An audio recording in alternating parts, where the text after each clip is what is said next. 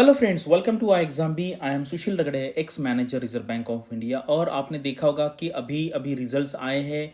IBPS clerk है, उसके बाद आईबीपीएस पीओ है, उसके पहले एसबीआई पीओ का भी आया था। अभी एसबीआई क्लर्क का जो रिजल्ट है वो अभी पेंडिंग है, उसको टाइम लगेगा।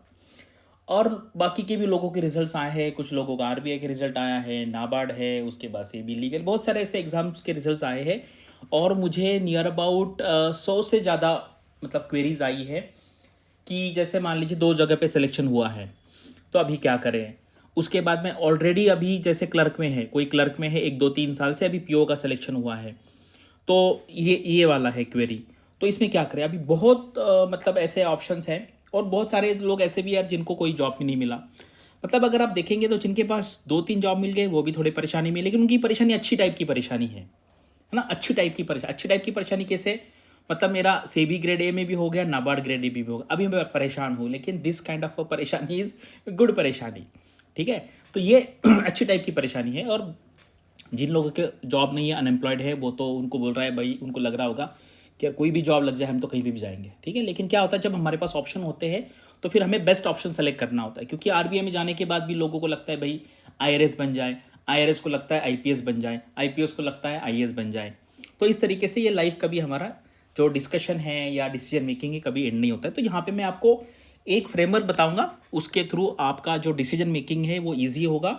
और ये डिसीजन मेकिंग आपको ही करना पड़ेगा, क्योंकि आपके क्या क्या पैरामीटर्स है, आपका क्या कंफर्टनेस है, आपकी लाइफ की प्रायोरिटीज़ क्या है, ये सिर्फ आपको ही पता है, दूसरा कोई डिसीजन नहीं ले सकता।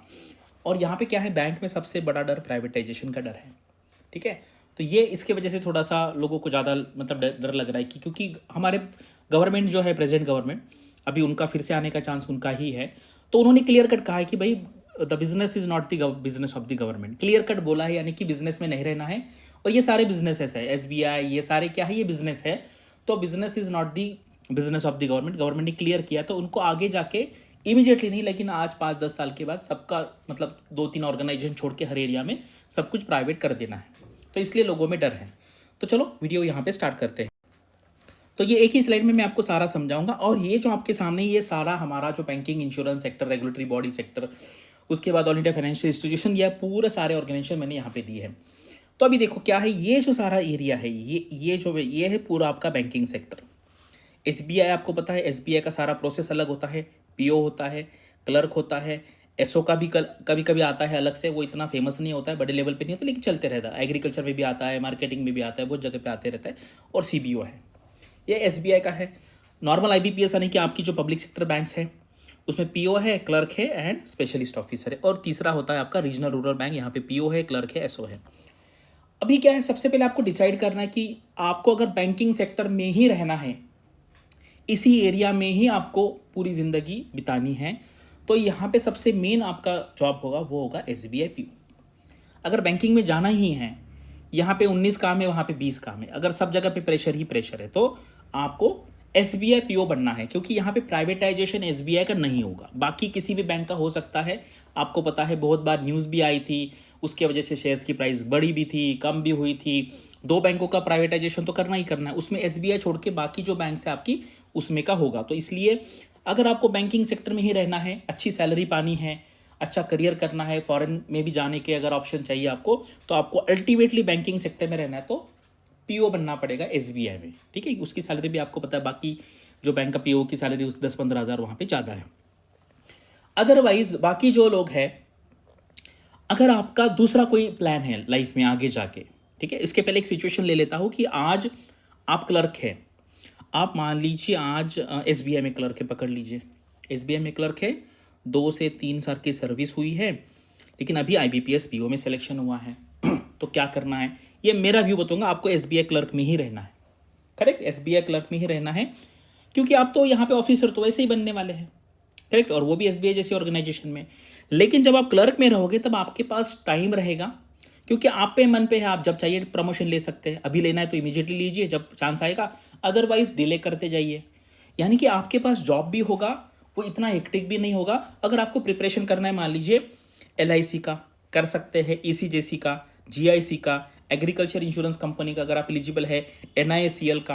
तो जनरल इंश्योरेंस सेक्टर में एनआईएसीएल स्ट्रांग है, इसका प्राइवेटाइजेशन होने का चांस कम है। बाकी 3 कंपनी में से किसी एक का होगा। आपको पता है फाइनेंस मिनिस्टर ने कहा था 2 पब्लिक सेक्टर बैंक का और एक जनरल इंश्योरेंस कंपनी का प्राइवेटाइजेशन करेंगे, और जब उन्होंने पार्लियामेंट में कहा तो उनको करना पड़ेगा। तो यहाँ पे थोड़ा सा रिस्की है, ठीक है। तो आप क्लर्क में हैं, उसके बाद आप all India financial institution NABARD की तैयारी कर सकते हैं, नैफिड की कर सकते हैं, एग्जिम कर सकते हैं, सिड भी कर सकते हैं, एनएच भी कर सकते हैं, और आरबीआई भी है, सेबी भी है, आईआरडी, आईएफएससी है। तो इसलिए अगर आप क्लर्क है, मैं तो कहता हूँ अभी आप प्रेजेंटली क्लर्क है, मान लीजिए किसी बैंक में, बैंक ऑफ बड़ौदा में है, पंजाब नेशनल बैंक के बैंक में है, या बैंक ऑफ महाराष्ट्र में क्लर्क है 2 से 3 साल तक। अगर आपका सिलेक्शन हुआ है यहाँ पर आईबीपीएस पीओ में, किसी दूसरी बैंक में या वही बैंक में, तो भी मुझे लगता है आपको क्लर्क में ही रहना है। अगर आपको बैंकिंग में ही रहना है लाइफ टाइम, तो आप यहाँ पे पीओ बन जाइए, ठीक है। क्योंकि अगर कोई भी ऑर्गेनाइजेशन में आपको लाइफ टाइम रहना है तो ये अच्छा है कि कभी भी ऑफिसर लेवल पे एंटर करे, तब आपको रिस्पेक्ट मिलेगा। आप सबको पता है जो प्रमोटी करके ब्रांच मैनेजर है स्केल 3 और जो डायरेक्टली जाते हैं उनमें डिफरेंस होता है, या आरबीआई में भी डिफरेंस होता है कि अगर कोई एजीएम है आज के डेट में लेकिन क्लर्क से बनाए तो लोग उसको प्रमोट ही कहेंगे। तो वो सब जगह पे आईएएस में भी है, तो वो रिस्पेक्ट में आप सब लोगों को पता है। और अभी मान लीजिए एसबीआई क्लर्क, अभी बैंक ऑफ महाराष्ट्र क्लर्क में है लेकिन एसबीआई पीओ हुआ है, तो आपको ये डिसीजन बहुत अच्छे तरीके से लेना है। पहले देखना है कि भाई आपसे ये बाकी सारी एग्जाम निकलने वाली है कि नहीं निकलने वाली। आपको पता है, आपको थोड़ा बहुत आइडिया है कि निकल सकता है या नहीं होगा। अगर नहीं होगा तो फिर आपको यहाँ से यहाँ जाना पड़ेगा, क्योंकि एसबीआई पीओ की सैलरी बहुत ज़्यादा है, ठीक है। आप अभी क्लर्क में उससे 2 से 2.5 गुना ज़्यादा हो, तो इसलिए ये, तो अभी आपको खुद को देखना है, क्योंकि पीओ में जाने के बाद आपका पोस्टिंग ऑल इंडिया कहीं पे भी हो सकता है। क्लर्क में है आप घर के पास में रह सकते हैं, तो ये है। और अभी 2 टाइप के लोग हैं, ये वीडियो देखने वाले 2 टाइप के लोग हैं। ऐसे लोग हैं कि जो ये डायलेमा में फंसे हैं कि यार मुझे क्या करना है अभी, और कुछ लोग ऐसे भी होंगे कि जिनका किसी हमारा सिलेक्शन नहीं हुआ।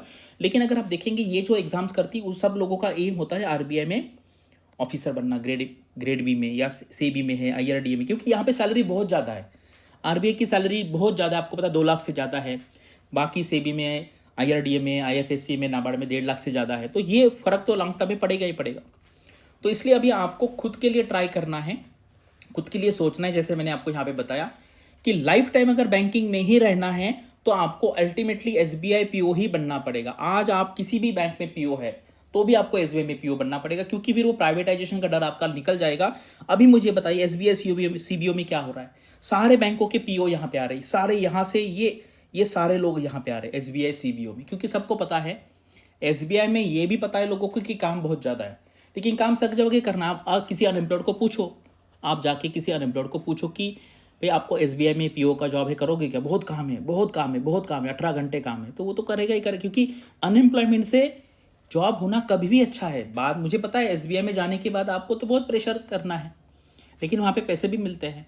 अभी ये मेरा एडवाइस हो गया। बाकी जो ये लोग, आप लोग हैं, इसमें से काफ़ी सारे लोग हैं, कोई बैंक में स्केल 1 है, स्केल 2 है, स्केल 3 है, एलआईसी में है, कोई आरबीआई में असिस्टेंट है। आप अपना अपना व्यू भी दीजिए, क्योंकि उससे क्या फ़ायदा, इसको क्या कहते हैं कि crowd sourcing of information. Correct, crowd source यानी कि हम इतना जो लोग हैं, जैसे मैं हूँ, बाकी सारे लोग हैं, हज़ारों लोग वीडियो देखेंगे, तो आप सबका इन्फॉर्मेशन अगर आएगा, आप रियलिटी बताएंगे कि बैंक में आना चाहिए, नहीं आना चाहिए। देखो, नहीं आना चाहिए ये आप अनएम्प्लॉयड वाले को नहीं बोल सकते, ठीक है। अनएम्प्लॉयड वाले को बिल्कुल भी मत बोलिए। अभी मैं इस साल का एक एग्जांपल बताता हूँ। एक किसी ने डाला था, मैंने लिंक्डइन पे पढ़ा, presently the candidate is assistant in RBI. उन्होंने एसबीआई पीओ का एग्जाम दिया, मुझे पता नहीं कि वो किस लिए दिया है, सिर्फ लिंक्डइन पे लिखने के लिए दिया है या सच में जाना है। सच में कोई जाएगा तो नहीं मुझे पता है, क्योंकि एसबीआई के स्केल 3 स्केल 2 वाले भी आरबीआई असिस्टेंट में आते हैं, तो वो तो बहुत मतलब कम चांसेस होंगे, लेकिन है लोग वैसे हैं कि 4-5 लोग होंगे जिन आरबीआई में असिस्टेंट होने के बावजूद एसबीआई पीओ का सिलेक्शन उनका हो चुका है। लोग हैं, मतलब कि हम किसी को रोक तो नहीं सकते ना कि भाई आपको ये नहीं देना, ऐसा क्यों कर रहे हैं, आपके पास ऑलरेडी जॉब है, हमारे पास जॉब नहीं है। तो ये हर एक की मर्जी है। तो ये मैंने आपको पूरा पिक्चर यहाँ पे क्लियर कर दिया है। और मान लीजिए अगर आपको यहाँ पे नहीं जाना है, आप बोलेंगे सर मेरा ये कैपेसिटी नहीं है, मैं यहाँ पे नहीं निकाल सकता और मुझे बैंकिंग में भी नहीं जाना है, then LIC is the second best organisation. LIC बहुत अच्छी ऑर्गेनाइजेशन है, और मैंने ये भी देखा है कि लोग SBI पीओ है, IBPS पीओ, यहाँ से LIC में क्लर्क बन के जाते हैं, क्योंकि उनको पता है यहाँ पे इतना प्रेशर नहीं है। और आपको पता है जनरल इंश्योरेंस सेक्टर में 5 डे का वर्क है। बैंकिंग में अभी होगा नहीं होगा पता नहीं, आपको पता है अभी सिचुएशन कैसी, थोड़ी डायलेमा वाली है। अगर वो हो गया तो रहेगा, लेकिन इंश्योरेंस सेक्टर में भी LIC अगर आपको जाना है वो अच्छा है। उसके बाद NICL भी अच्छा है, मुंबई बेस्ड है और इसका परफॉर्मेंस अच्छा है। और अभी आपको देखो, एक बार आपका मनी का फ्लो आना स्टार्ट हो गया। मान लीजिए आप कहीं पे भी क्लर्क है, यहाँ पे क्लर्क है, यहाँ पे क्लर्क है, यहाँ पे क्लर्क है, तो मुझे लगता है अभी आपको बाकी सारे एग्जाम देने बंद करने चाहिए, क्योंकि वैसे भी 2-3-4 साल में आप तो ऑफिसर बन ही जाएंगे। अभी आपको ये जो एग्जाम्स है, टॉप की एग्जाम्स है, यहाँ पे आपकी लाइफ आगे बहुत अच्छी बनेगी, ये एग्जाम का आपको तैयारी आगे जाके करना चाहिए। फुल फ्लेज कर देना है। आपको पता है बाद में फिर जब आपका एज बन जाएगा, 30 हो जाएगा, उसके बाद आपको ऑप्शन नहीं रहेगा। और यहाँ पे मेरे पास कम से कम 40-50-100 से ज़्यादा हो गया, अभी मैंने गिनना छोड़ दिया है, ऐसे आए कि सर अभी हमारा अटेम्प्ट खत्म होने का आया। क्यों? क्योंकि हमने सिर्फ टारगेट किया, नहीं भाई मुझे सिर्फ आरबीआई में जाना। ऐसा भी आपको नहीं करना, इतना भी एडामेंट नहीं रहना है। पहले कोई ना कोई क्लर्क लेवल का जॉब ले लो जहाँ पे प्रेशर कम होगा, और कंटिन्यूसली पढ़ाई करते रहो, क्योंकि 30 के बाद फिर आपको बहुत बुरा लगेगा कि सर अभी तो ना आरबीआई रहा, ना बैंक का जॉब है, फिर स्टेट पीसीएस में और यूपीएससी में आपको पता है कितनी कंपटीशन है। तो ये एक है, इससे मुझे डेफिनेटली लगता है कि आपको डिसीजन में आसानी होगी। और ये हमारा जो ऑर्गेनाइजेशन है, हमने पहले से ही हमने निश एरिया सेलेक्ट किया था कि वैसे तो हम सारे एग्जाम के लिए पढ़ा सकते हैं, लेकिन हमने पहले से ही फोकस किया कि रेगुलेटरी बॉडी पे फोकस करते हैं।